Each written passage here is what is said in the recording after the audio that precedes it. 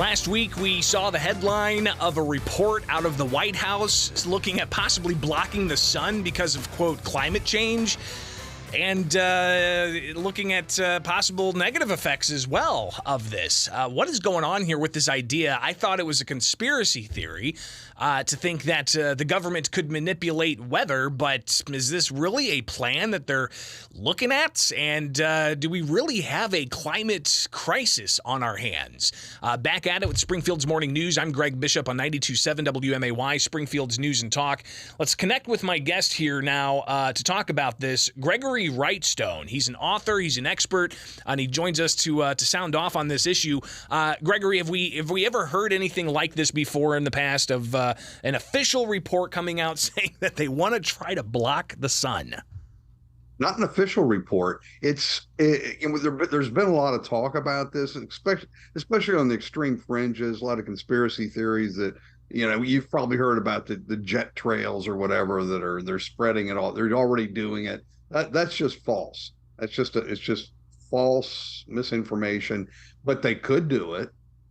There's no doubt. But just because we can doesn't mean that we should.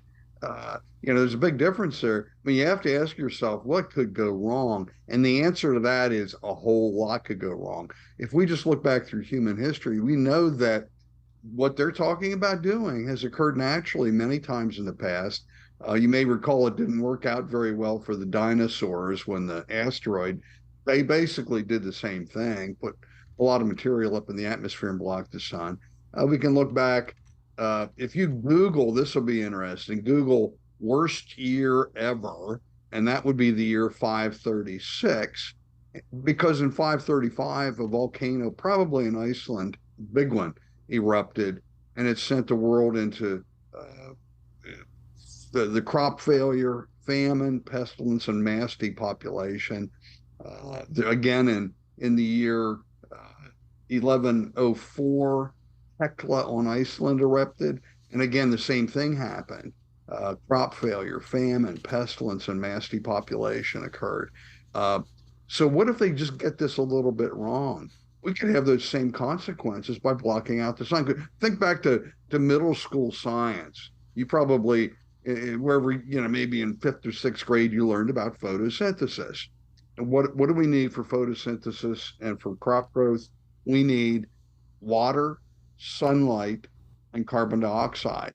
And what they're doing, number one, they want to decrease carbon dioxide, which is, it will inhibit plant growth because plants grow much better, faster, bigger, with bigger fruits and flowers with more CO2. So they want to decrease CO2, which will inhibit plant growth. And now they want to block the sun. They want to block the sun. Okay, well, that's going to inhibit plant growth significantly. And on the other hand, they're trying to get rid of nitrogen-based fertilizers. Those fertilizers are estimated to produce 30 to 40% of the crop growth of the 20th century was on nitrogen-based fertilizers. So let's get this. They want to decrease CO2, decrease sunlight, and get rid of nitrogen-based fertilizers. You just have to wonder, this is an anti-agriculture or really anti-human procedures that they're doing here. And it's very, very bad. It's not a good thing. It could lead to horrific consequences. We should maybe take the Hippocratic Oath, first do no harm. A lot of things could go wrong with this. We're in uncharted territory. We're talking with Gregory Wrightstone. He is executive director of the CO2 Coalition in Arlington, Virginia, a geologist and author. He's got the book Inconvenient Facts, the science that Al Gore doesn't want you to know. And speaking of Al Gore, I mean, he said that the Statue of Liberty was going to possibly be hitting some water come certain year that he stated. You have Greta Thunberg having to delete tweets because the predictions that she made didn't come to fruition.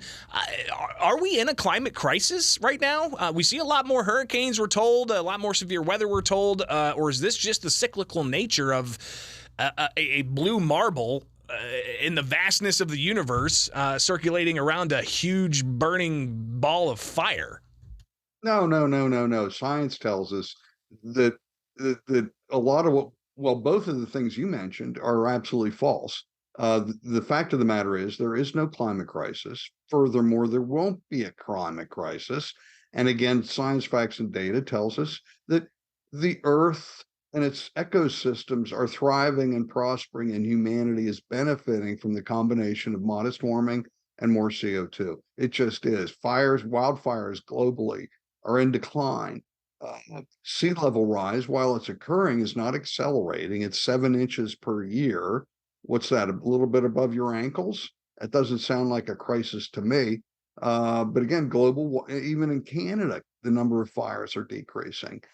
We see crop growth exploding. Almost every country in the earth is experiencing records for crop growth, from the coldest countries to the warmest. We see India is one of the warmest countries, a big agricultural nation, and they're experiencing almost exponential crop increase because of more CO2, nitrogen-based fertilizers, and warmer temperatures.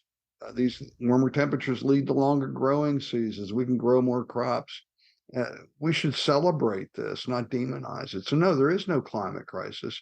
And I would argue that 1 penny solved or spent to solve a non-existent crisis is 1 penny too much. Well, and we're Not seeing a one lot of red different cent. policies, though, Gregory, that could lead to a lack of mobility, a lack of actual freedom of movement. The push towards electric vehicles and how those are going to be connected to the grid essentially, and forcing people into 15-minute cities or whatever the plans are from the World Economic Forum and whatnot. How do you see this playing out in the decade ahead with some of those policies being pushed? Even right here in the state of Illinois, we're looking at cutting off coal-fired power plants by the year 2035 and 2040. How do you see this playing out in the next 10 years in the minute or so we've got left? Play out very badly. We need to push back and inform people what's actually happening, the facts, and fight the rampant climate disinformation that's coming out of this White House and out of the many government institutions. Our recent board addition to our boards, Dr. John Clauser, 2022 Nobel laureate in physics, who told Joe Biden when he was honored there in the White House, he told Joe Biden, your science is wrong about energy and climate. Biden responded by saying, that's just right-wing science. Well, I'm sorry, there's not right-wing science, there's not left-wing science, there's the truth. And that's where we at the CO2 Coalition, we're the preeminent scientific organization in the world fighting back against this notion of man-made catastrophic warming. And I want to thank you for letting me get on. We need to have this conversation and spread the facts about the benefits of more CO2 and modest warming.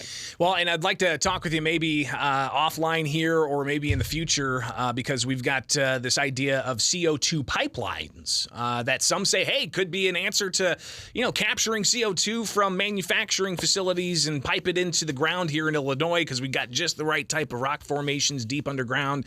But, citizens are pushing back saying they don't want this toxic waste in concentrated form to be piping through their backyards. So maybe we can connect again in the future to talk more about that.